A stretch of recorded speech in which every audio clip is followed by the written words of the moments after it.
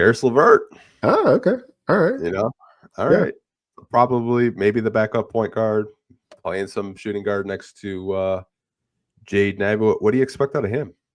So my expectations for Karis are hopefully just like continue to shoot the ball well from three, um, take some pressure off of whoever the other ball handler you're on the floor with is. Continue to be like just a really good slasher, and like don't try and do too much, right? I feel like we talked a little bit about Jaden Ivey and overextension.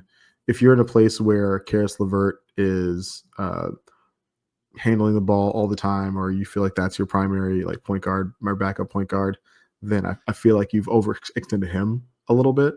And so again, like I just really want him focus on like sharing the ball handling duties between him and another guard, whoever that guard may be. And then defensively, I felt like he was engaged in Cleveland. I felt like he got less engaged in Atlanta. JB has experience playing or like coaching Caris LeVert, and so I'm hopeful that like he can restore some of that defensive intensity. Just it's like between Stu and Ron Holland, like I expect there to be good defensive players on the floor in bench lineups. It's just don't be something that like defenses feel like they can pick at. Right, like that would be my ask for Karis from a defensive perspective. I think he's a clear upgrade over Tim Hardaway Jr. and the defensive, like if you're having that kind of conversation. Yeah. Initially, I wasn't the biggest fan of the signing because free agency. I think for a lot of us before the Malik news broke, like we just thought we were just like team run it back, like we were gonna just like re-sign Dennis and bring Malik back, and then we had to pivot really fast. And I thought they did a pretty good job. But like the more I've had time to, dig into the numbers, watch him a little bit, I think he's really going to help Jaden Ivey in the sense where Jaden Ivey, in the second unit, won't have to do everything himself. Like they can share bringing the ball up the court. Jaden Ivey can, come off more screens, play more off ball. And Karis has shown the ability, if you need a bucket, he can go get it. I just question like how much are him and Cade Cunningham going to see the floor together? Because I feel like they like kind of doing the same thing. They like getting to the same spots. And I just question maybe spacing wise, like how that would work. I know Karis can knock down some 3-point shots. I'd like to see him get back to his college numbers, but maybe that's a big ask. Yeah, that's a pretty big ask. But yeah, I think that it would be good for Cade to play alongside another guy who can handle the ball and get him some catch and shoot looks. Like you saw Cade and Dennis play together for stretches, and like that worked fine offensively. My thing with Karis is like as long as he's like attacking the rim and not settling for jumpers or just like kind of just taking shots just because somebody has to take some shots in these bench lineups. Like I feel a lot better about his game if under those circumstances. Yeah, I mean we got a kind of a comment that's aligning with yours. Jason Griffin watching on Facebook said need LeVert from the Nets, not the recent version, secondary handler, off the bench scoring. I have low expectations for him. He's only been okay the last few years. I kind of agree, like maybe just, being that secondary handler and like, kind of taking that scoring load or the pressure off maybe the second unit, or maybe when he is out there with Cade where Cade doesn't have to do everything. I thought he's been at least above average. I think that's kind of harsh saying he's just been okay, but maybe that's just my Piston fandom leaking out a little bit. Yeah. I mean, like, I think he was definitely more prolific in Brooklyn, and so people have like a better memories of him there.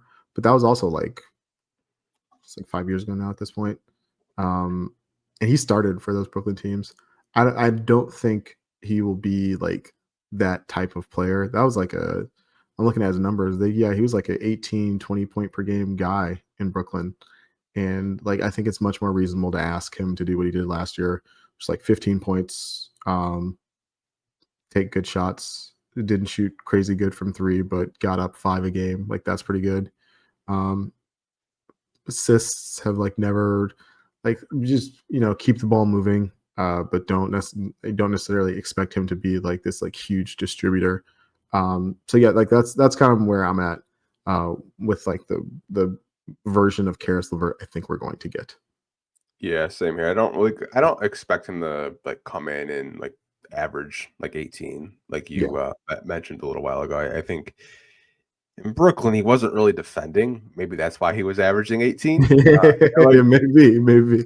even he like kind of like touched on it when he was talking with the beat reporters last month. He said like, yeah, when I was in Brooklyn, like no one asked me to defend. He's like, when I got to Cleveland, JB demanded I defend and play defense. And he's like, it was the first time ever in my career anyone asked me to play defense.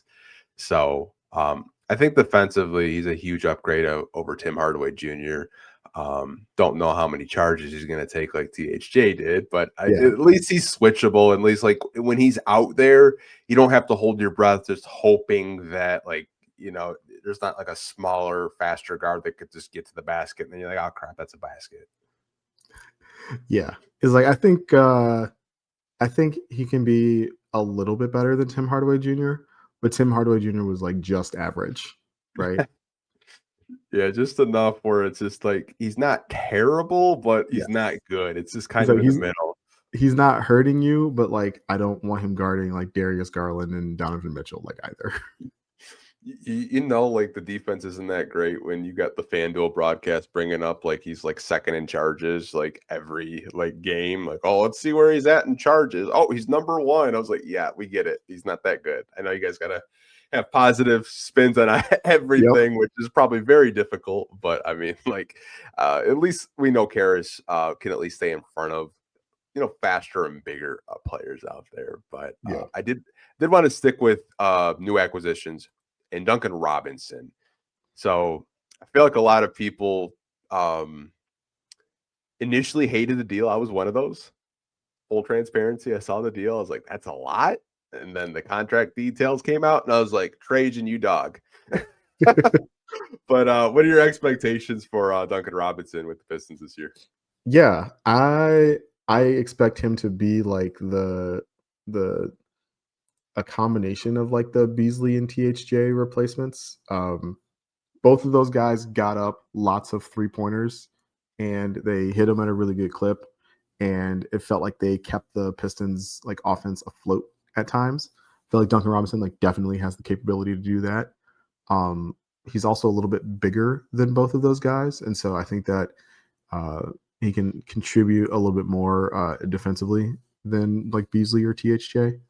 Uh, Something he did in Miami that I'm not sure he'll be able to do in Detroit was like get off these DHOs and like leverage his threat as a shooter to like get to the paint or get all the way to the rim.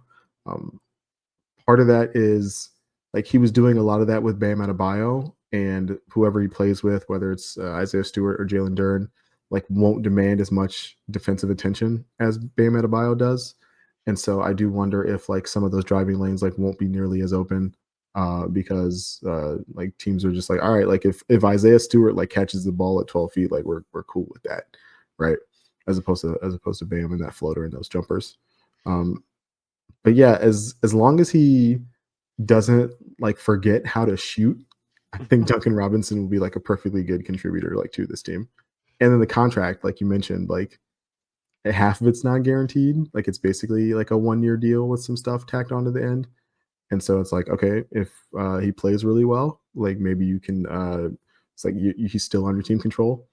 If he doesn't play particularly well, like you can just kind of use the non-guarantee and like try to find another shooter. Maybe that's Malik Beasley, maybe that's somebody else, maybe it's Chaz Lanier, right? And so it's just a really good spot for the team to have a guy like in that role, right? Because we saw how important it is to surround Cade with shooting, and like Duncan Robinson's an elite shooter. We saw that like the first 2 years when we didn't surround Cade with shooting, right? Oh man, yeah, I went down that rabbit hole last night. I was just like, how did we surround Cade with such bad spacing?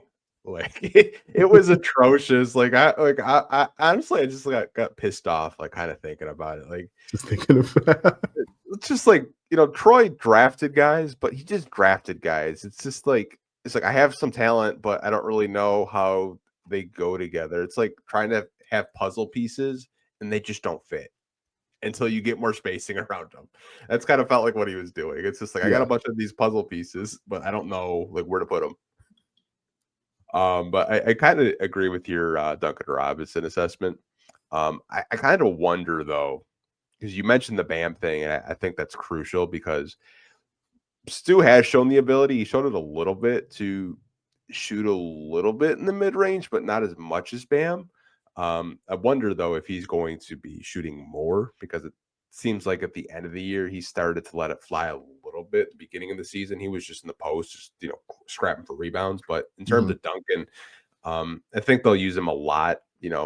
Off screens, curling, motion. I think the one thing with him that I think is kind of underrated is he's a pretty good passer for his size and just being able to make reads, and he's really good at finishing at the rim. He's like kind of sneaky good at that, but I'm not really expecting too much out of him. Maybe he can kind of play a similar Malik Beasley role. I'm not saying that he's going to make 300 threes. He's made 200 threes.